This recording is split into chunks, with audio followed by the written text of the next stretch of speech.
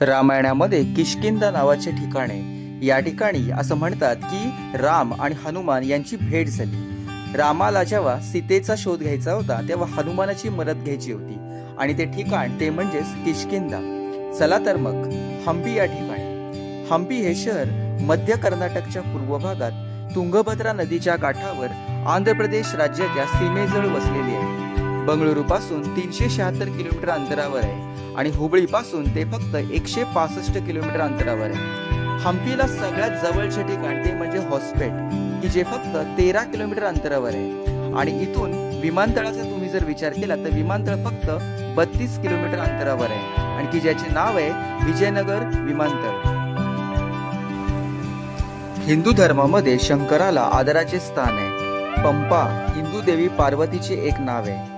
पौराणिक कथेनुसार पार्वतीला म्हणजेच पंपा देवीला शंकराबरोबर विवाह करायचा होता। क्रोधी आणि रागीट स्वभावाच्या शंकराला पार्वती बरोबर विवाह करायचा नव्हता, म्हणून पार्वतीने कामदेवाला शंकराची तपश्चर्या भंग करायला पाठवली आणि भंग पण झाली।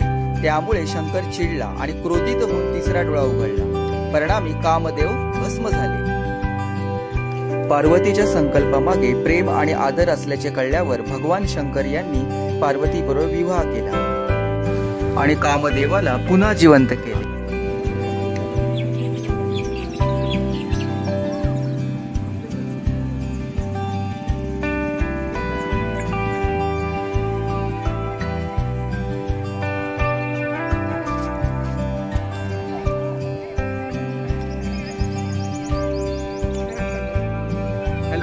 एक्सप्लोर द वर्ल्ड या चॅनल मध्ये मी तुमचं हार्दिक स्वागत करते आणि आता मी जो उभा आहे याचं नाव आहे तुंगभद्रा घाट। आता तुंगभद्रा घाटाबद्दल मी पहिली थोडक्यात माहिती सांगतो। आता याचं थोडंसं आपण भूगोल समजून घेऊ। तुंगभद्रा या नावामध्ये दोन शब्द आहेत, एक म्हणजे तुंग आणि दुसरं म्हणजे भद्रा। आता तुंग म्हणजे काय?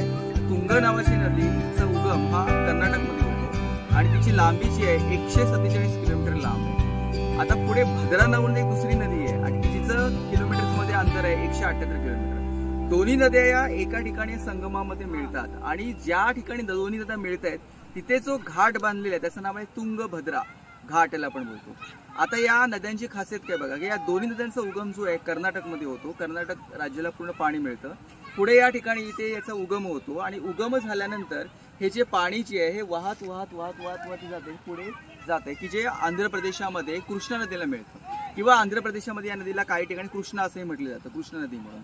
आता याच्या पलीकडचा जो भूभाग जो आहे हा आंध्र प्रदेश आहे। म्हणजे थोडक्यामध्ये काय की हा कर्नाटकमधला एक शेवटचा जिल्हा आहे आणि या विजयनगर त्याला आपण बोलतो आणि या पलीकडचा आंध्र प्रदेश आहे। आता त्याच्यानंतर अजून एक या घाटाचं वैशिष्ट्य असं आहे की तुम्हाला आसपास दगड वगैरे तुम्हाला मिळतील आणि तुम्हाला दगडांवर नंदीसारखे जे हिंदू धर्मामध्ये नंदीला आपण शंकराचं आपण पवित्र मानले जातं आणि आपण पूजा देखील करतो, शंकरावर नंदीची पूजा करतो आणि त्यामुळे नंदीची अशी वेगवेगळ्या प्रकारची तुम्हाला चित्र वगैरे बघायला मिळतील।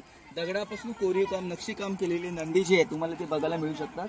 त्याचबरोबर बरेचसे दगडांवर चित्र वगैरे रंगवलेली तुम्हाला बघायला मिळतील। आता अजून एक वैशिष्ट्य आहे की ह्या तुंगभद्रा नदीच्या पलीकडे जर आपण पाहिलं तर तुम्हाला जो आंध्र प्रदेशचा जो तिकडून हद्द सुरू होते आणि त्याचबरोबर जर हे जे जंगली जो भाग असेल वनांचा भाग आहे यालाच आपण किष्किंधा असं म्हणतात। रामायणामध्ये जर आपण पाहिलं किष्किंधा म्हणून एक आहे की याच्यामध्ये किष्किंधा म्हणजे काय तर किष्किंधा या ठिकाणी असं म्हणतात की पुराणातल्या कल्पनानुसार की हनुमान या परमेश्वराचा जन्म जो आहे हा किष्किंधा जंगलामध्ये झाला, या वनामध्ये झाला असं म्हटलं जातं। म्हणून या ठिकाणी याच्या पलीकडे हनुमानाचा जन्म पाहण्यासाठी बरेचसे भाविक इथे पर्यटक गर्दी करतात।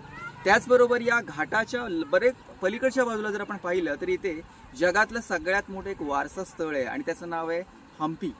आणि हंपी या वारसा स्थळाला भेट देण्यासाठी दर दिवसाला हजारो पर्यटक परदेशातून आणि देशातून देखील हे दर दिवसाला भेट देत असतात। तसंही हंपी हे छोटंसं गावच आहे आणि हंपी जरी छोटंसं गाव असलं तरी याच्यामध्ये हजारो पर्यटक दिवसाला भेट देत येतात आणि त्याचबरोबर याची खासियत अशी आहे की हे हंपी कधी वसलं गेलं असेल तर साधारणपणे बघा 1200 ते 1400 म्हणजे इसवी सन 1200-1400 जवळजवळ 1200 वर्षांपूर्वी हंपी हे वारसा स्थळ जे आहे हे वसवलं गेलं होतं आणि त्याचबरोबर की 1000 वर्षांपूर्वी हंपी ही एक राजधानी होती दक्षिण भारताची आणि म्हणून याच्या मागे जे वारसा स्थळ जे आहे हे तयार झालेलं आहे आणि याला जवळजवळ पूर्णपणे 1000 वर्ष झालेली आहेत आणि त्याच्यामुळे मला असं वाटतं की हा जो नयनरम्य परिसर पाहायला की तुम्ही नक्कीच या आणि तुम्ही नक्की याल अशी मला अपेक्षा देखील आहे. आणि त्याचबरोबर हम्पीसारखं जागतिक पर्यटन स्थळ बघायला आपल्याला इतका आनंद होईल की तो आनंद शब्दामध्ये व्यक्त करणं देखील अवघड आहे. धन्यवाद.